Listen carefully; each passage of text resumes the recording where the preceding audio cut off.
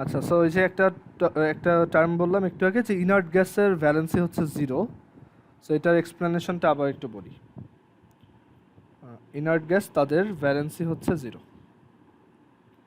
তাদের ভ্যালেন্সি কিন্তু 2ও না 8ও না, ভ্যালেন্সি হচ্ছে 0। তো এটার রিজন হচ্ছে যে except helium all the inert gases have 8 electrons at their outermost shell.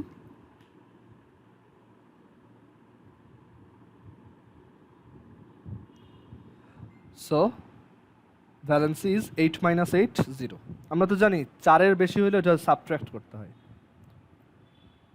ওকে, তো হিলিয়ামের জন্য 0 কিভাবে? হিলিয়ামের জন্য আসলে সাবট্রাকশনটা হবে 2 থেকে, বুঝতে পারছো? মানে হাইড্রোজেন বা হিলিয়াম এই যাদের ইলেকট্রন হচ্ছে 2-এর কম বা সমান, তাদের জন্য সাবট্রাকশনটা করতে হচ্ছে 8 থেকে, বুঝতে পারছো? সরি, 2 থেকে।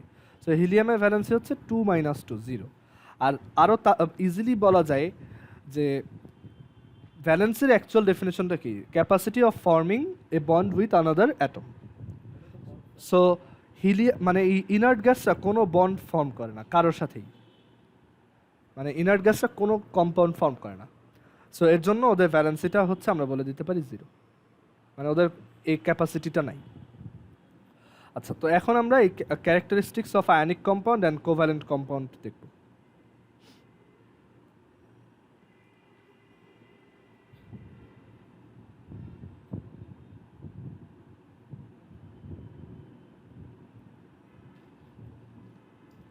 আচ্ছা, সো কী কী ক্যারেক্টারিস্টিক্স পড়বো? ফার্স্টে হচ্ছে melting point and boiling point.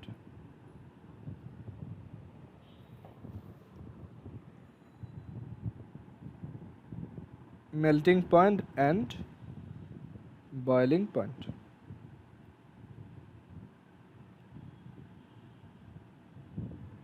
আচ্ছা, সো এটার জন্য তুমি জাস্ট সহজভাবে এই কথাটাই মনে রাখবা যে আয়নিক কম্পাউন্ডের melting point and boiling point হচ্ছে বেশি, আর কোভ্যালেন্ট কম্পাউন্ডের হচ্ছে এটা কম।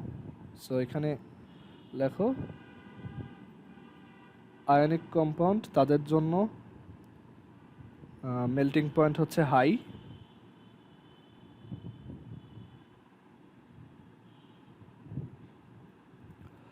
আর melting point and boiling point দুইটাই হাই। ইউজুয়ালি দেখা যায় দুইটাই একসাথেই একই রিলেশন ফলো করে। আর কোভ্যালেন্ট কম্পাউন্ডের জন্য এটা হচ্ছে লো।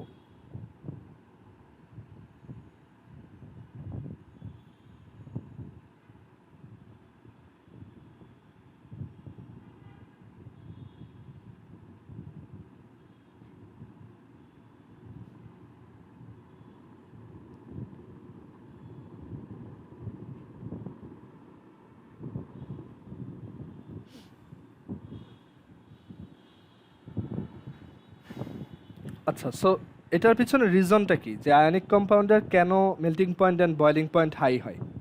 তো এটার পিছনে দুইটা রিজন আছে। একটা রিজন হচ্ছে যে আয়নিক কম্পাউন্ড যারা, তাদের মধ্যে মানে তাদের যে বন্ডটা, এটা আসলে কি একটা স্ট্যাটিক ইলেকট্রিক্যাল ফোর্স, তাই না? আমরা দেখে আসছিলাম যে একটা পজিটিভ চার্জ আর একটা নেগেটিভ চার্জকে তোমার অ্যাট্রাক্ট করে। সো এই ফোর্সটা ইউজুয়ালি অনেক স্ট্রং হয়, মানে এটা অনেক স্ট্রং একটা ফোর্স। এইটা একটা রিজন যে তুমি তাদেরকে করা, মানে তাদেরকে ডিটাচ করা বা তাদেরকে সলিড থেকে লিকুইড করা বা লিকুইড থেকে গ্যাস করা আসলে বেশ টাফ। এটা একটা রিজন। আরেকটা রিজন হচ্ছে যে আয়নিক কম্পাউন্ড হচ্ছে ক্রিস্টাল ফর্ম করে, মানে আয়নিক কম্পাউন্ড যারা তারা হচ্ছে ক্রিস্টাল ফর্ম করে। সো সব মানে আয়নিক কম্পাউন্ডের মলিকিউলগুলা খুবই টাইটলি বাউন্ড থাকে, টাইটলি বাউন্ড টুগেদার। ওকে, এটা আমরা বুঝায় বলবো যে ক্রিস্টাল বলতে কি বুঝাচ্ছি। আর কোভ্যালেন্ট কম্পাউন্ডের ক্ষেত্রে এটা খুব মানে এই মেল্টিং পয়েন্ট বয়লিং পয়েন্ট আলাদা হয়, মানে কম হয়, বিকজ হচ্ছে তাদের মধ্যে ওই যে আমরা বলছি তারা আসলে কীরকম ফোর্স দিয়ে একসাথে থাকে, ভ্যান ডার ওয়ালস ফোর্স। তো ভ্যান ডার ওয়ালস ফোর্সটা হচ্ছে কি খুবই উইক একটা ফোর্স। তো তারা যদি সলিড অবস্থায় থাকে, মানে তারা একসাথে আছে, মানে খুব কাছাকাছি আছে, তো তাদেরকে একটু দূরে সরাই দেওয়া বা তাদেরকে লিকুইড বানানো খুব সহজ। আবার গ্যাস বানানোও সহজ, ঠিক আছে। সো এর জন্য তাদের মেল্টিং পয়েন্টটা খুব কম হয়, মানে খুব কম টেম্পারেচারেই তুমি তাদেরকে লিকুইড বানাইতে পারবা। আবার তাদের বয়েলিং পয়েন্টটাও খুব লো হয়, মানে তাদেরকে তুমি খুব কম টেম্পারেচারে বয়েল করাইতে পারবা। আচ্ছা, তো এই ক্রিস্টালের ব্যাপারটা একটু বুঝাই বলি। ক্রিস্টালের ব্যাপারটা তোমাদের বইতে ওইভাবে ডিসকাস করা নাই, তো আমি এটা একটু বুঝাই বলি যে একটা আয়নিক কম্পাউন্ডের ক্রিস্টাল কীরকম হয়। আচ্ছা, তো আয়নিক কম্পাউন্ডের ক্রিস্টাল ফরমেশনের আইডিয়াটা হচ্ছে, ধরো আমরা একটা আয়নিক কম্পাউন্ড নিয়ে চিন্তা করি NaCl। তো আমরা জানি NaCl এ হচ্ছে আসলে Na প্লাস আয়ন আছে আর Cl মাইনাস আয়ন আছে। তো তারা এরকম একটা ক্রিস্টাল ফর্ম করে। Na প্লাস, ধরো এটা হচ্ছে Na প্লাস আয়ন, এখানে এক কাজ করি, ধরো Na প্লাস। তোমাদের কি স্যাটারডেতে কেমিস্ট্রি এক্সাম?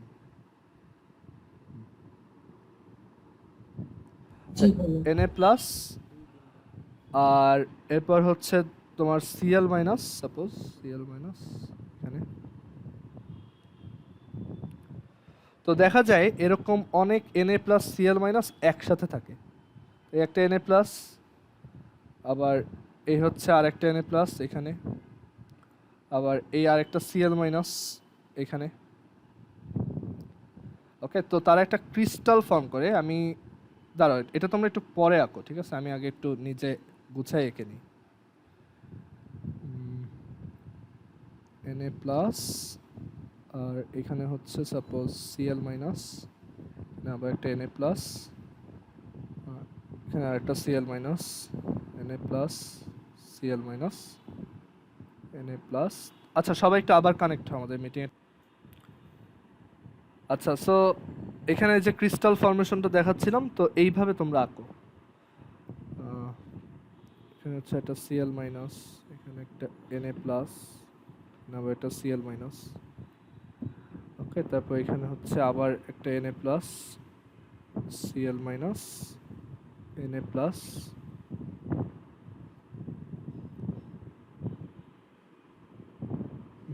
তারপর এই জায়গাতে আবার Na plus, Cl minus, Cl minus, Na plus. আচ্ছা, তো এখানে দেখো একটা কিউবের মতো শেপ হইছে।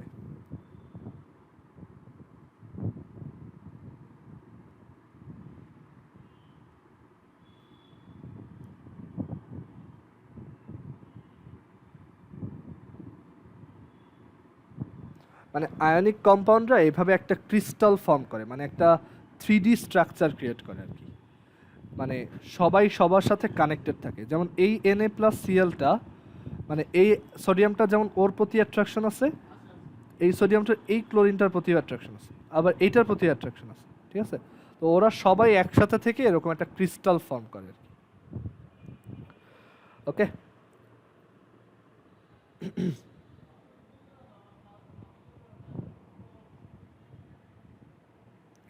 তো এই ক্রিস্টাল ফর্ম করে থাকে বলে ওদের মধ্যে মানে বন্ডিংটা অনেক স্ট্রং হয়, একটা আরেকটাকে খুব স্ট্রংলি অ্যাট্রাক্ট করে আর কি। অ্যান্ড এর জন্যই হচ্ছে ওদের মেল্টিং পয়েন্ট, বয়েলিং পয়েন্ট খুব লো হয়, সরি হাই হয়। তাদেরকে সলিড থেকে লিকুইড বা লিকুইড থেকে গ্যাস করা বেশ টাফ। সো এখানে আমরা দেখি বইতে কি লেখা আছে। দেখো, the compound consisting of ionic bond is called ionic compound and compound consisting of covalent bond is called covalent compound. এটা অলরেডি জানি। The melting and boiling points of ionic compounds are higher than those of covalent compounds. Ionic compounds contain positive and negative charges which remain tightly connected with each other. তো বললাম static electrical force দিয়ে একসাথে খুব tightly connected থাকে। তো এখানে বলছে many such positive and negative charges are organized in an ionic compound in a 3-dimensional way to create a crystal. এই হচ্ছে সেই ক্রিস্টাল আর কি। অনেকগুলো আয়নিক কম্পাউন্ড একসাথে, একটার সাথে আরেকটা কানেক্টেড হয়ে একটা ক্রিস্টাল ফর্ম করে। সো এর জন্য মানে আমরা যে ম্যাক্সিমাম আয়নিক কম্পাউন্ডকেই কীভাবে দেখি, একটা সলিড হিসেবে দেখি। তুমি যদি একটা সল্টের ছোট একটা পার্টিকেলকে অনেক মাইক্রোস্কোপের আন্ডারে রাখো, তাহলে তুমি দেখবা যে এরকম একটা কিউব দেখা যাচ্ছে। ওকে, সো ওইটা রিজন হচ্ছে এই, মানে ওইটাই হচ্ছে এই ক্রিস্টালটা আর কি, যেটা নিয়ে আমরা কাজ করতেছি। তারপর এখানে বলা আছে যে this result in a higher inter atomic force, মানে এই যে একটার সাথে আরেকটার মধ্যে খুব স্ট্রং একটা বন্ড ফর্ম হয়, তো inter atomic force among them and that makes it tough to alienate them from each other. মানে একটা থেকে আরেকটাকে এলিয়েনেট করাটা অনেক টাফ হয়। এলিয়েনেট করা মানে হচ্ছে একটা থেকে আরেকটা সেপারেট করা আর কি। Therefore, they require higher amount of heat energy to melt or to boil. Interatomic force in covalent compounds is comparatively weaker as it is constituted because of van der Waals force. So ওই যে বলছিলাম covalent কম্পাউন্ডগুলোর মধ্যে হচ্ছে van der Waals force কাজ করে। তো এর জন্য বলছে যে তাদেরকে বয়েলড অর মেল্টেড করা যায় খুবই lower amount of heat energy দিয়ে, মানে এটা খুব ইজি আর কি। তো এর জন্য বলছে you can easily experiment this with ionic compounds like sodium chloride, copper sulphate, sodium nitrate, potassium chloride, calcium chloride etcetera. মানে তুমি চাইলে বাসায় তোমার বাসায় যে ফুড সল্টগুলো আছে সেইগুলোকে চাইলে হিট দিয়ে দেখো যে এটা কতক্ষণ পরে লিকুইড হয়, অনেক হিট লাগবে। ওকে, আর তুমি সুগার বা ওয়াটার, গ্লুকোজ ইটসেট্রাকে হিট দিয়ে দেখো, খুব তাড়াতাড়ি তারা লিকুইড হয়ে যাবে আর কি। হ্যাঁ, সুগারও লিকুইড হবে। তো এখানে বলা আছে কেন সুগার বানায় না, ক্যারামেল বানায় না। তো এখানে বলা আছে যে দেখো all the experiments will prove the boiling point and melting point of ionic compounds higher than those of covalent compounds. আচ্ছা, তারপর আছে সলিউবিলিটি। আচ্ছা, সলিউবিলিটি প্রপার্টিটা কি সেটা একটু বোঝার ট্রাই করি। সলিউবিলিটি মানে একটা কম্পাউন্ড ওয়াটারে কত ভালোভাবে সলিউবল, মানে ওয়াটারে মিক্স হয় বা গুলে যায় কত বেটার, সেটার একটা মেজারমেন্ট আর কি, কত ভালোভাবে তোমার মিক্সড হয় ওয়াটারের সাথে। তো সলিউবিলিটি হচ্ছে আয়নিক কম্পাউন্ডের হায়ার, আয়নিক কম্পাউন্ডের সলিউবিলিটি হচ্ছে হায়ার।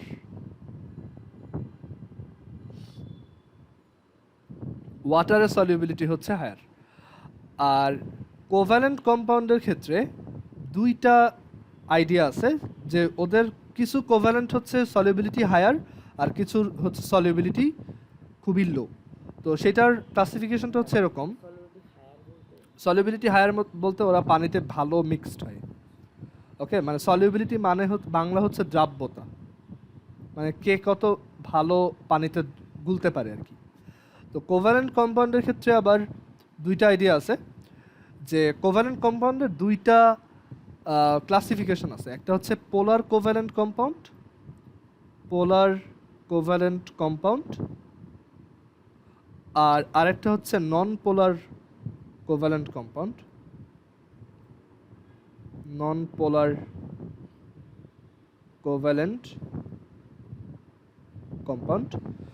তো যারা পোলার কোভ্যালেন্ট তাদের সলিউবিলিটি হচ্ছে হায়ার, মানে তারা পানিতে ভালোভাবে মানে হইতে পারে, সলিউবল বা ভালোভাবে গলতে পারে। আর নন পোলারদের হচ্ছে সলিউবিলিটি খুবই লো। তো এখন এখান থেকে কোশ্চেন আসে না যে পোলার কারা, নন পোলার কারা, এইগুলো আমরা এখন শিখবো। অ্যান্ড এইটার মাধ্যমে তুমি তোমার আগের একটা চ্যাপ্টারে শিখে আসা একটা আইডিয়াকে কানেক্ট করতে পারবে আর কি। সো এটা খুবই ইম্পর্ট্যান্ট একটা টপিক, সেটা আজকে দেখাবো। আর এমসিকিউ সলভটা আমরা কালকে করি, ঠিক আছে? আজকে তো থার্সডে, কালকে ফ্রাইডে, তো কালকে তো তোমাদের ক্লাস আছে। কালকে 2 ঘন্টায় আমরা হচ্ছে জাস্ট কোশ্চেন দেখলাম। হ্যাঁ, কালকে তো তোমাদের 10:30 থেকে। ওকে, আচ্ছা কালকে কি তোমাদের কারো কোচিং আছে অন্য কোনো? একটু বলো তো। এখানে যারা আছো তাদের যদি না থাকে, কালকে আমরা আরো সকালে নিতে পারি। সকালে নিয়ে নিলে ভালো হয়, বুঝতে পারছো? 8টার দিকে যদি নেই, 8টা থেকে 10টা, তারপর তোমরা 10টা থেকে 12:30 পড়লা, এরপর জুমার নামাজ আছে, এরপর হচ্ছে তারপর বাসায় এসে আবার পড়লা আর কি, ঠিক আছে? সো কালকে সকালে নিয়ে ফেলি, আমি কালকে সকালে ফ্রি আছি, সকালেই নেই, ঠিক আছে? আচ্ছা, তো এখন আসি যে এখানে একটা কথা আছে, মানে এই জিনিসটা মনে রাখার জন্য, যে like dissolves like. Like dissolves like, মানে যে যেমন সে সেরকম জিনিসকে ডিজলভ করাইতে পারে।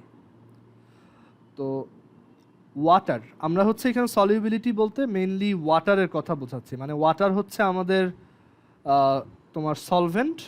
সলভেন্ট মানে কি? দ্রাবক, মানে যার মধ্যে আমরা কোনো কিছুকে গোলাই, আর যাকে গোলাই তাকে কি বলে? সলিউট, ঠিক আছে? সো আর এটা হচ্ছে সলিউট, দ্রব, মানে যাকে গোলাবো আর কি। তো আমরা এখানে সলিউবিলিটি যে ডিসকাস করতেছি, এখানে সলভেন্ট হিসেবে আমরা বাই ডিফল্ট ধরে নিচ্ছি কাকে? ওয়াটারকে, কারণ আমরা তো ম্যাক্সিমাম পানির মধ্যেই কিছু একটা মিক্স করি, তাই না? হ্যাঁ অবশ্যই হয়, অয়েল হইতে পারে, তারপর ব্রোমিন হইতে পারে, অনেক ধরনের সলভেন্ট আছে, বাট আমরা ইউজুয়ালি ওয়াটার সলভেন্ট নিয়ে কাজ করি। তো ওয়াটারের জন্য যদি তুমি এই আইডিয়াগুলো বুঝছো, তাহলে বাকি সলভেন্টের জন্য বুঝবা।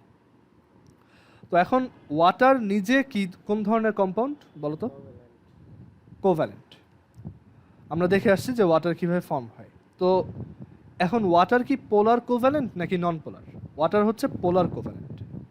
তো এই পোলার নন পোলারটা কিভাবে বোঝা যায় সেটা একটু পরে দেখাবো, বাট এইটুকু একটু বুঝে রাখো যে ওয়াটার হচ্ছে একটা পোলার কোভ্যালেন্ট কম্পাউন্ড। তো এখানে একটা কথা লিখছি কি, লাইক ডিজলভস লাইক, মানে যে যেরকম সলভেন্ট বা সলিউট, সে সেরকম সলিউটকে গোলাইতে পারে বা সেরকম সলভেন্টেই গুলতে পারে আর কি, ঠিক আছে?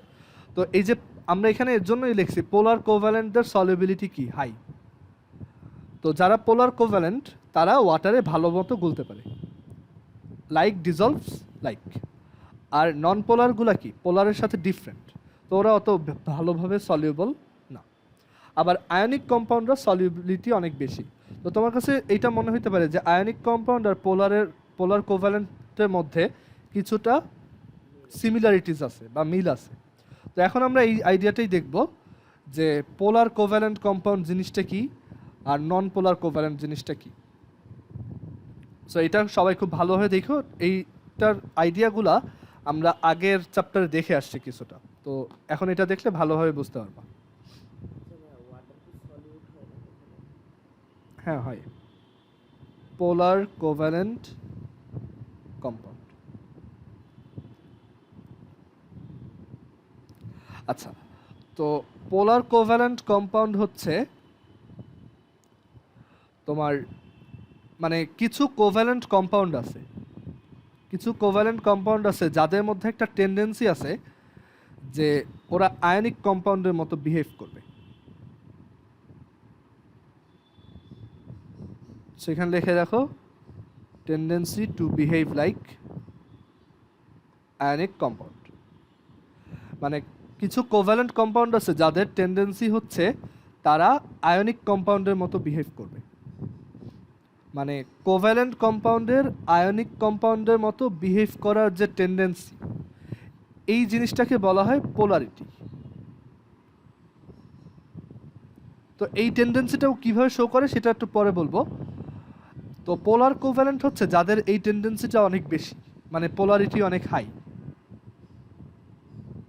Polarity is very high. তো দেখা যায় এই পোলার কোভ্যালেন্ট কম্পাউন্ডগুলা কাইন্ড অফ আয়নিক কম্পাউন্ডের মতোই, kind of ionic compounds. Okay, মানে পোলার কোভ্যালেন্টরা কিছুটা আয়নিক কম্পাউন্ডের মতোই বিহেভ করে। তো পোলার কোভ্যালেন্ট কম্পাউন্ডের একটা এক্সাম্পল যদি দেই, সেটা হচ্ছে ওয়াটার। ওয়াটার একটা কোভ্যালেন্ট কম্পাউন্ড, বাট তুমি দেখছো না অনেক সময় ওয়াটারকে এইভাবে দেখি আমরা H+ আর OH-, তখন আবার মনে হয় না এটা একটা আয়নিক কম্পাউন্ড, রাইট? তো ওয়াটার হচ্ছে একটা পোলার কোভ্যালেন্ট কম্পাউন্ড। আর তোমার নন পোলার কোভ্যালেন্ট কম্পাউন্ড কারা? তারা হচ্ছে যাদের পোলারিটি খুবই কম বা জিরো। নন পোলার কোভ্যালেন্ট,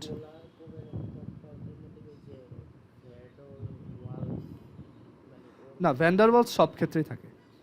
আচ্ছা, তো নন পোলার কোভ্যালেন্ট কম্পাউন্ডস, তো ওদের আইডিয়া হচ্ছে যে polarity is very low or zero. তো যাদের পোলারিটি ভেরি লো তারা হচ্ছে নন পোলার কোভ্যালেন্ট কম্পাউন্ড, বা যাদের পোলারিটি জিরো তারাও নন পোলার কোভ্যালেন্ট কম্পাউন্ড। যাদের এই পোলারিটিটা জিরো তাদেরকে আমরা বলি একদম perfect covalent compound, perfect covalent compound. আচ্ছা, তো নন পোলারের একটা আইডিয়া যদি বলি, যেমন পোলারিটি খুবই কম এরকম একটা তোমার কোভ্যালেন্ট কম্পাউন্ড হচ্ছে, ধরো কার্বন ডাইঅক্সাইড। এটা একটা খুবই কম পোলারিটির নন পোলার কোভ্যালেন্ট কম্পাউন্ড। আর জিরো পোলারিটি সেরকম এক্সাম্পল অ্যাকচুয়ালি অনেক দেওয়া যায়, যেমন অক্সিজেন, নাইট্রোজেন, তারপর হচ্ছে ক্লোরিন। ওকে, মানে ইউজুয়ালি ডায়াটমিক মলিকিউল যেগুলো আছে, ডায়াটমিক কোভ্যালেন্ট মলিকিউল যারা, তারাই হচ্ছে পারফেক্ট কোভ্যালেন্ট কম্পাউন্ড, অ্যান্ড তারাও নন পোলার। ইউজুয়ালি ডায়াটমিক কোভ্যালেন্ট মলিকিউলস, তারাই হচ্ছে পারফেক্ট। আচ্ছা, তো এখন আসি যে এই পোলারিটি জিনিসটা আমরা বুঝি কিভাবে, যে কোনো একটা কম্পাউন্ড পোলার নাকি নন পোলার, তো সেটা বোঝার আইডিয়াটা কি? তো আমরা আগের চ্যাপ্টারে একটা জিনিস শিখে আসছিলাম, মনে আছে? ইলেকট্রোনেগেটিভিটি।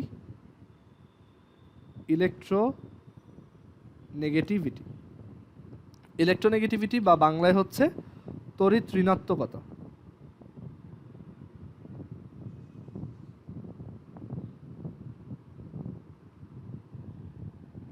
তো ইলেকট্রোনেগেটিভিটির ডেফিনেশন কি ছিল? যে অনেক সময় দেখা যায় যে একটা কোভ্যালেন্ট কম্পাউন্ডে দুইটা, মানে একটা কোভ্যালেন্ট কম্পাউন্ডে আমরা কি দেখে আসছি, একটা কোভ্যালেন্ট কম্পাউন্ডে হচ্ছে এরকম একটা বন্ড থাকে, দুইটা নন মেটাল এলিমেন্টের মধ্যে এরকম একটা বন্ড এক্সিস্ট করে, রাইট? এটা তো সবার মনে আছে, অফকোর্স। তারা কি করে? ইলেকট্রন শেয়ার করে। তো ইলেকট্রোনেগেটিভিটির ডেফিনেশন কি ছিল? যে একটা কোভ্যালেন্ট বন্ডে থাকা মানে একটা কোভ্যালেন্ট বন্ডে সবসময় কয়টা এলিমেন্ট ইনভলভ থাকে? দুইটা। তো একটা কোভ্যালেন্ট বন্ডে ইনভলভড দুইটা এলিমেন্টের মধ্যে তাদের মধ্যে শেয়ার করা ইলেকট্রনটা টেনে নেওয়ার টেন্ডেন্সিকেই একটা অ্যাটমের ইলেকট্রোনেগেটিভিটি বলে, রাইট? হ্যাঁ, এইটা ওই যে আগের চ্যাপ্টারে বলছিলাম, যে এখানে একটু ডেফিনেশনটা আমি আবার লিখে দেই, যে tendency two attract electron, tendency to attract electrons shared between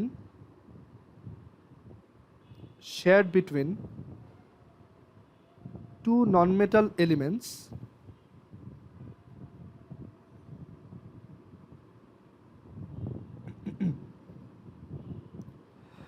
tendency to attract electrons shared between two non-metal elements in a covalent bond.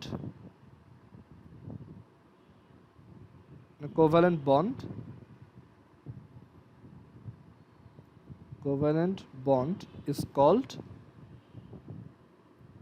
electronegativity of an element or atom. Electronegativity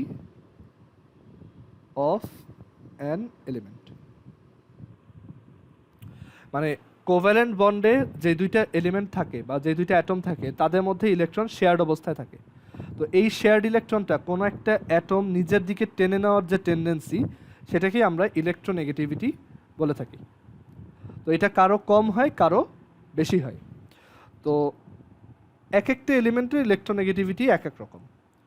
সবচেয়ে মোস্ট ইলেকট্রোনেগেটিভ এলিমেন্ট হচ্ছে fluorine.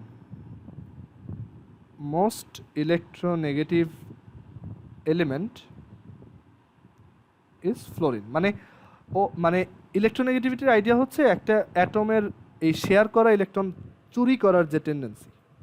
দেখো, electron দুইটা কিন্তু দুইজনের, তারা share করে আছে, but একজনের লোভ অনেক বেশি, মানে সে অনেক গ্রিডি। তো সে কী করবে? এই মাঝখানের ইলেকট্রনগুলো নিজের দিকে টেনে নেওয়ার ধান্দায় থাকবে আর কি। সো সে হচ্ছে বেশি ইলেকট্রোনেগেটিভ, আর যার কম এই ইলেকট্রনের প্রতি অ্যাট্রাকশনটা কম তাকে আমরা বলি তখন ইলেকট্রো পজিটিভ। ঠিক আছে? তো একটা এক্সাম্পল দিই, যেমন হাইড্রোক্লোরিক অ্যাসিড, তাদের মধ্যে কি একটা কোভ্যালেন্ট বন্ড থাকে। তো দেখা যায় যে এই হাইড্রোক্লোরিক অ্যাসিডে তারা কি দুইটা ইলেকট্রন শেয়ার করে। তো হাইড্রোজেনের এই ইলেকট্রনের প্রতি অ্যাট্রাকশনটা অনেক কম, আর ক্লোরিনের এই ইলেকট্রনের প্রতি অ্যাট্রাকশনটা অনেক বেশি। মানে ক্লোরিন চাই দুইটা ইলেকট্রন নিজে নিয়ে নিতে, বুঝা গেছে? সো ক্লোরিনের ইলেকট্রোনেগেটিভিটি বেশি আর হাইড্রোজেনের ইলেকট্রোনেগেটিভিটিটা কম, মানে সে হচ্ছে বেশি ইলেকট্রো পজিটিভ আর কি। আচ্ছা, এখন একটু এখানে ভালো করে দেখো, পুরোপুরি নিয়ে যাবে না, কাছে নিয়ে রাখবে। ঠিক আছে? তো এইখানে তোমার এই যে দুইটা ইলেকট্রন, এই দুইটা ইলেকট্রনকে ক্লোরিন কি নিজের কাছে টেনে নিয়ে রাখবে। মানে এখানে কিভাবে দেখাই, মানে ধরো ক্লোরিনের জন্য এই বন্ডটা ছোট হয়ে আসবে আর কি। তো ক্লোরিন এই দুইটা ইলেকট্রনকে দেখো নিজের কাছে নিয়ে রাখছে, বুঝা গেছে? তো কোনো একটা অ্যাটম বা এলিমেন্ট যখন ইলেকট্রন নেয় সে কি প্লাস হয় নাকি মাইনাস হয়? মাইনাস হয়। তো এখানে ক্লোরিনটা কি হাইড্রোজেনের ইলেকট্রনটা নিজের কাছে নিছে না? কিন্তু পুরোপুরি নেয় নাই, মানে একদম এমন না যে হাইড্রোজেন ডোনেট করে দিচ্ছে আর ক্লোরিন নিয়ে চলে গেছে, ওরকম না, কাছে নিয়ে রাখছে আর কি, টেনে নিজের কাছে রাখছে। তো এর জন্য ক্লোরিনকে আমরা মাইনাস না বলে ডেল্টা মাইনাস লিখবো। মানে এটা মানে হচ্ছে পার্শিয়ালি নেগেটিভ, পার্শিয়ালি নেগেটিভ, আর মানে অলমোস্ট নিয়েই ফেলছে। আর এই যে হাইড্রোজেন, সে কি এই ইলেকট্রনটা অলমোস্ট লুজ করে ফেলছে, তো এর জন্য সে হচ্ছে পার্শিয়ালি পজিটিভ। তো এই কম্পাউন্ডের মধ্যে একটা তোমার আয়নিক কম্পাউন্ড টাইপের ভাইব আসছে না, যে ও হচ্ছে একটা ক্যাটায়ন টাইপের আর ও হচ্ছে একটা অ্যানায়ন টাইপের, বাট একদম অ্যাকচুয়াল ক্যাটায়ন অ্যানায়ন না, কাইন্ড অফ ওরকম, রাইট? তো এই যে তোমার যখন একটা কোভ্যালেন্ট কম্পাউন্ডে দুইটা অ্যাটমের মধ্যে ইলেকট্রোনেগেটিভিটির ডিফারেন্সটা অনেক বেশি হয়, যেমন হাইড্রোজেনের ইলেকট্রোনেগেটিভিটি অনেক কম আর ক্লোরিনের ইলেকট্রোনেগেটিভিটি হচ্ছে অনেক বেশি। তো ওদের অ্যাকচুয়াল ভ্যালুটা কত সেটা আমি একটু দেখাই তোমাদের, যে ইলেকট্রোনেগেটিভিটি অফ ধরো হাইড্রোজেন, ইলেকট্রোনেগেটিভিটি অফ হাইড্রোজেন হচ্ছে 2.2 আর ইলেকট্রোনেগেটিভিটি অফ ক্লোরিন হচ্ছে 3.16। 2.2 এটা হচ্ছে ওর ইলেকট্রোনেগেটিভিটি আর ওর ইলেকট্রোনেগেটিভিটি হচ্ছে 3.6। তো ডিফারেন্সটা অনেক বেশি না? তো মানে আমরা বেশি বা কম এটা বুঝবো কীভাবে? এটার একটা রুল আছে যে তোমার ইলেকট্রোনেগেটিভিটির ডিফারেন্সটা যদি গ্রেটার দ্যান 0.5 হয় তখন আমরা সেটাকে বলি যে ওইটা হচ্ছে তোমার একটা পোলার কম্পাউন্ড। মানে এই যে যখন ডিফারেন্সটা অনেক বেশি হয় তখন সে কি কাইন্ড অফ একটা আয়নিক কম্পাউন্ডের মতো হয়ে গেছে না? সো এই টাইপের কম্পাউন্ডকে আমরা বলি পোলার, মানে তাদের মধ্যে একটা পোলারিটি ক্রিয়েট হয়েছে। পোল মানে হচ্ছে যেমন ম্যাগনেটের দুইটা পোল থাকে, একটা হচ্ছে নর্থ পোল আর একটা সাউথ পোল।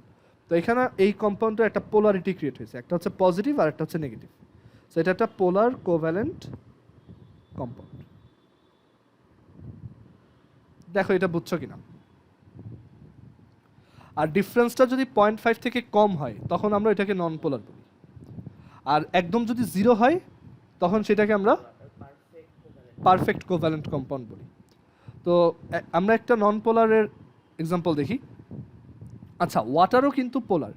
দেখো এই যে H2O, তো হাইড্রোজেনের পোলারিটি হচ্ছে 2.2 আর অক্সিজেনের কত? অক্সিজেনেরটা দেখি, অক্সিজেনের হচ্ছে 3.44। ওকে, সবচেয়ে বেশি হচ্ছে ফ্লোরিনের, অলমোস্ট 4। এটা 3.98 না বলে 4ই বলে সবাই। তো এই H2O-তে হাইড্রোজেন হচ্ছে 2.2 আর অক্সিজেন হচ্ছে 3.44। তো এখানেও ডিফারেন্সটা কি? 0.5 এর থেকে অনেক বেশি। কিন্তু আমরা যদি ধরো এরকম একটা কম্পাউন্ড বানাই, ফর এক্সাম্পল ধরো কার্বন ডাইঅক্সাইড, তো আমরা ইলেকট্রোনেগেটিভিটি অফ কার্বন দেখি, এটা হচ্ছে 2.55। আর অক্সিজেনের হচ্ছে 3.44। আচ্ছা ডিফারেন্সটা তো 0.5 এর থেকে বেশি তাই না? দাঁড়াও,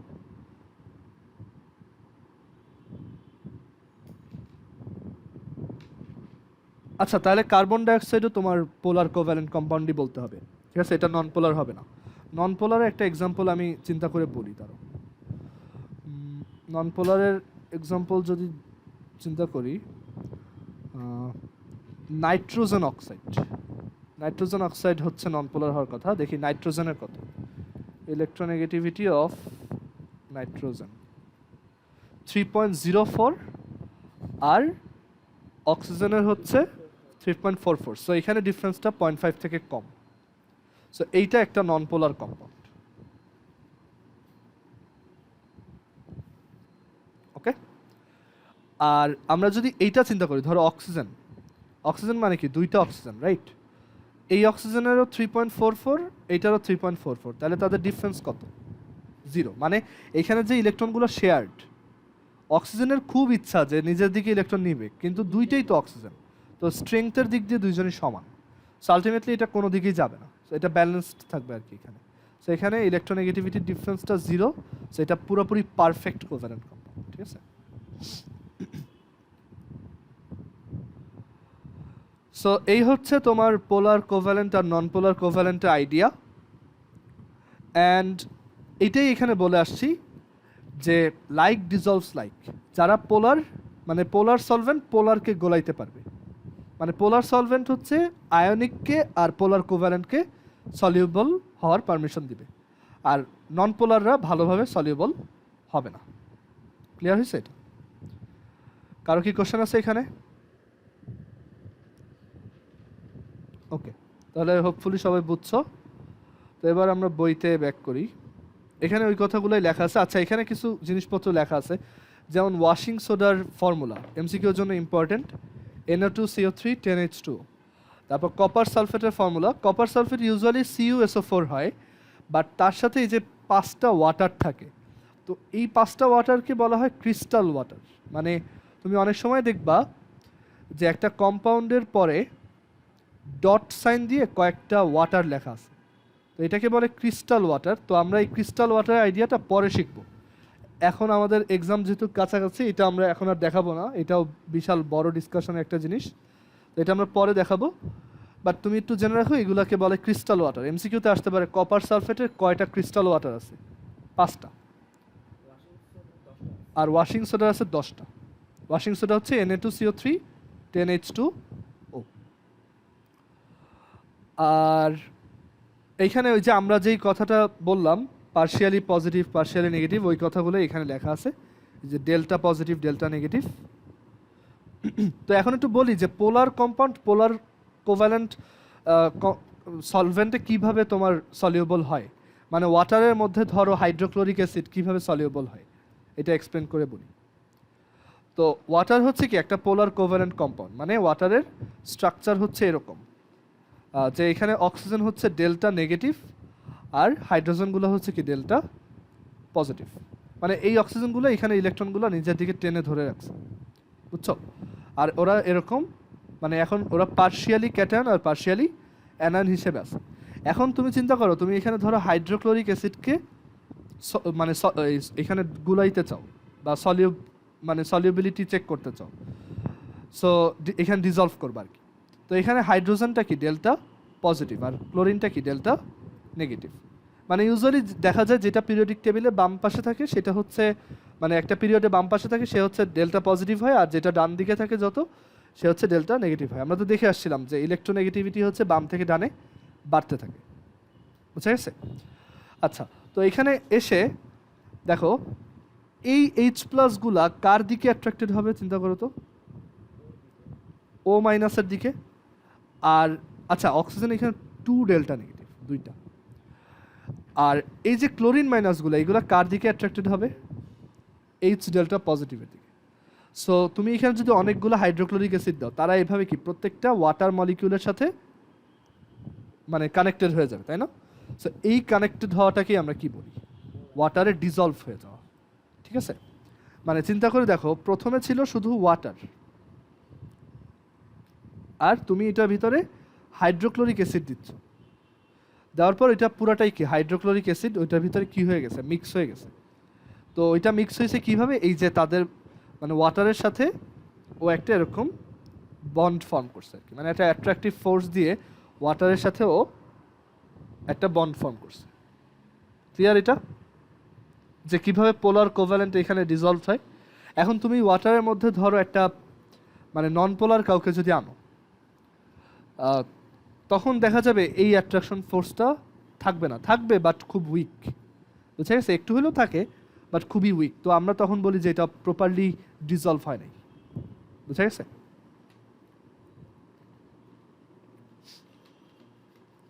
আচ্ছা, তো এই জিনিসগুলো আমরা পরে আবার দেখাবো তোমাদের এক্সামের পর, আর এখন একটু বেসিক আইডিয়াগুলো দিয়ে যাচ্ছি। তো এখানে এই কথাগুলোই লেখা আছে যে NaCl একটা আয়নিক কম্পাউন্ড, সো সে হচ্ছে ওয়াটারের ওই যে H+ আর OH- এর দিকে কুইকলি অ্যাট্রাক্টেড হয়। মিথানল ওই যে CH3OH,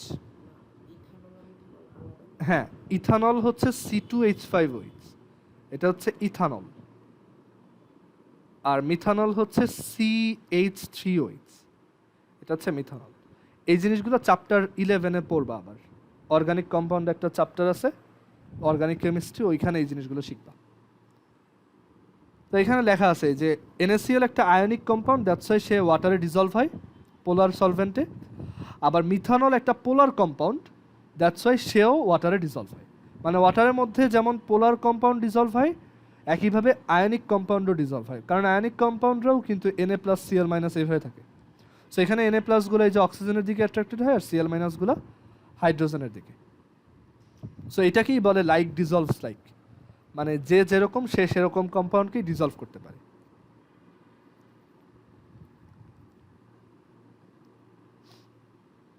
এই যে এটা হচ্ছে ইথানল, যে বলে আসলাম। আর এখানে বলছে এই যে তোমার এখানে ওরা কোভ্যালেন্ট কম্পাউন্ড বলতে আসলে নন পোলারদের কথা বলছে, বা পিওর যারা, তারা পিওর কোভ্যালেন্ট বা পারফেক্ট কোভ্যালেন্ট আর কি।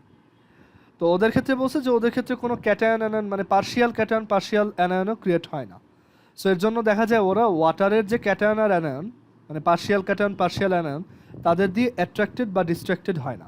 সো এর জন্য ওরা ওয়াটারে ডিসলভ হয় না, ওরা ব্রেকডাউনও করে না, অ্যান্ড ওরা ওয়াটারে ডিসলভ হয় না। ওকে, সো এটাই বলা আছে। আর আরেকটা প্রপার্টির কথা বলা আছে ইলেকট্রিক্যাল কন্ডাক্টিভিটি। তো এটাও তুমি জাস্ট এইভাবে মনে রাখবা, ionic compound or polar compound তারা হচ্ছে ইলেকট্রিসিটি কন্ডাক্ট করতে পারে, মানে ওই সলিউবিলিটির মতো সেম, তারা ইলেকট্রিসিটি কন্ডাক্ট করতে পারে। আর যারা নন পোলার তারা ইলেকট্রিসিটি কন্ডাক্ট করতে পারে না। এটা রিজন হচ্ছে, দেখো এই যে একটু আগে আমরা বলে আসছি আয়নিক বা পোলার কম্পাউন্ড, যারা আয়নিক কম্পাউন্ডে তো অবশ্যই +- আয়ন থাকবেই, আর পোলার কম্পাউন্ডে হচ্ছে যে partial positive partial negative ion থাকে। সো ওরা হচ্ছে ইলেকট্রিসিটি কন্ডাক্ট করতে পারে, কারণ ইলেকট্রিসিটি কন্ডাকশনের আইডিয়াটাই হচ্ছে আয়ন কন্ডাকশন, মানে আয়নের মুভমেন্টকেই আসলে আমরা ইলেকট্রিসিটি বলি।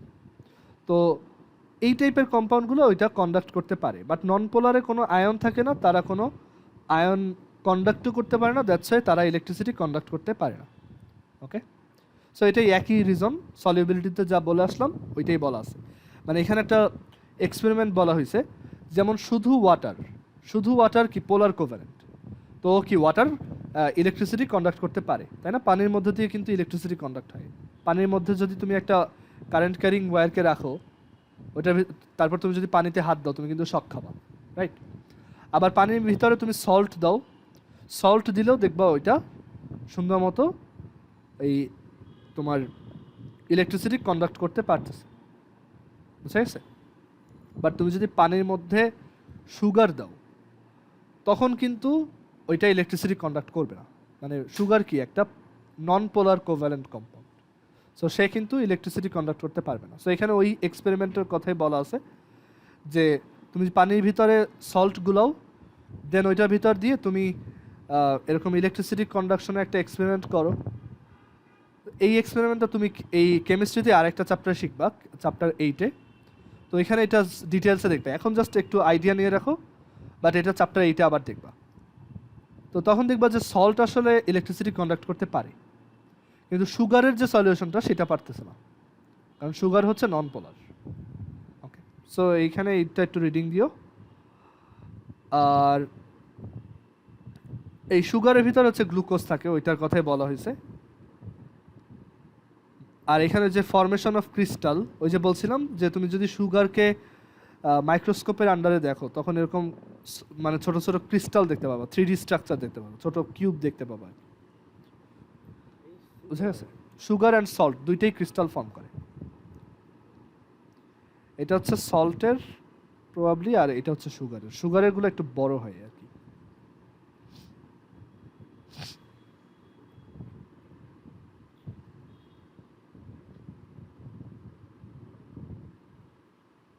এখানে সুগারের ফর্মুলাটা মনে রাখো।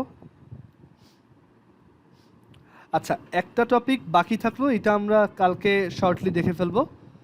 আর কালকে আমরা মেনলি কোশ্চেন সলভ করবো আর কি এই চ্যাপ্টারের। তো সবাই মানে কালকে ক্লাসটা অবশ্যই অ্যাটেন্ড করবা। তো এখানে আছে হচ্ছে মেটালিক বন্ড, তো এটা বাসায় একটু নিজেরা রিডিং দিয়ে রাখো, আমি কালকে এটা শর্টলি দেখাবো মেটালিক বন্ড জিনিসটা কি। ওকে, এটা খুব সহজ একটা আইডিয়া যে মেটাল টাইপের যে এলিমেন্টগুলো আছে তাদের মধ্যে একটা বন্ড কাজ করে, সেটাকে মেটালিক বন্ড বলে। যেমন একটা স্টিলের স্কেল, তো এখানে স্টিলের স্কেলের ভিতরে সব আয়রনগুলো একসাথে কিভাবে আছে? মেটালিক বন্ডের মাধ্যমে, বুঝতে পারছো? আর এই মেটালিক বন্ডই হচ্ছে রিজন যে কেন মেটাল ইলেকট্রিসিটি কন্ডাক্ট করতে পারে। তো এটা আমরা কালকে দেখব। অ্যান্ড কালকে হচ্ছে আমরা মেইনলি কোশ্চেন সলভ করব এই চ্যাপ্টারের উপর, অনেকগুলো এমসিকিউ আর সিকিউ কোশ্চেন দেখাই দেব। আর কারো কি কোনো কোশ্চেন আছে যে কোনো কিছু রিলেটেড? ঠিক আছে, আর কালকে টাইমটা হচ্ছে সকাল 8টায়। ওকে, সো আমি এটা গ্রুপে লিখে দিব, না সবাই সকাল 8টায় জয়েন করবা। আচ্ছা ঠিক আছে, আজকে তাহলে এই পর্যন্তই রাখি। আল্লাহ হাফিজ। আসসালামু আলাইকুম। ওয়ালাইকুম আসসালামু আলাইকুম।